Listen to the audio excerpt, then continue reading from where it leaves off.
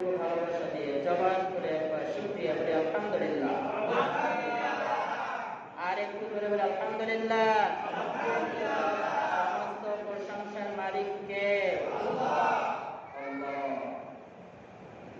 হাঁটতে চলতে উঠতে বসতে সব সময় আমরা শুকরিয়া আদায় করবো কার?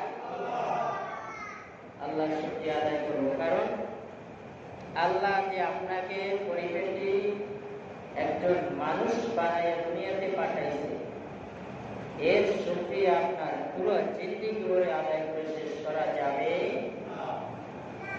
আজকে আপনাকে আমাকে আল্লাহ পশু বানাইয়া দুনিয়াতে পাঠাইতে পারবেন,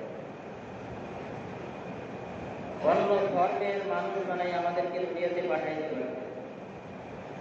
পৃথিবীতে বহু ধর্ম আছে,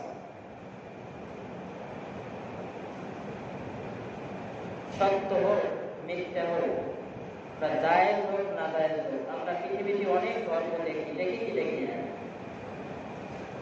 কিন্তু সবচেয়ে সম্মানী, সবচেয়ে মর্যাদা সম্পন্ন, দুনিয়া এবং আখিরাত কল্যাণকর একটা ধর্ম, সেটার নাম আছে কি?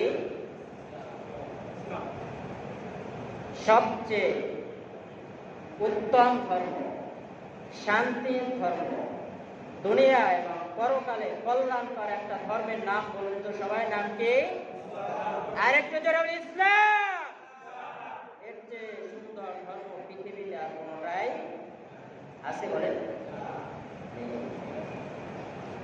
কারণ যারা অন্য ধর্মকে অনুসরণ করে, দেখবেন যে তারাও, ওদের ভিতরে যারা উচ্চ শিক্ষিত বা ধর্ম নিয়ে যারা খুব ঘাটে, তাহলে তারাও জানে যে আসলে ধর্ম বলতে কিছু নাই।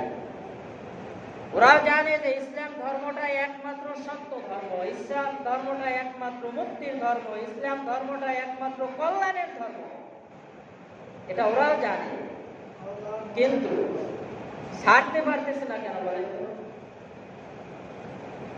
আমি এক হিন্দুকে জিজ্ঞেস করেছিলাম, উনি একজন টিচার, অনেক কথা আমার সাথে খুব সম্পর্ক ভালো ছিল, মাঝে মাঝে যাইতো, অনেক সময় পানি ভরা আনলেও খাইছে, পানি ভরা আনলেও খায়।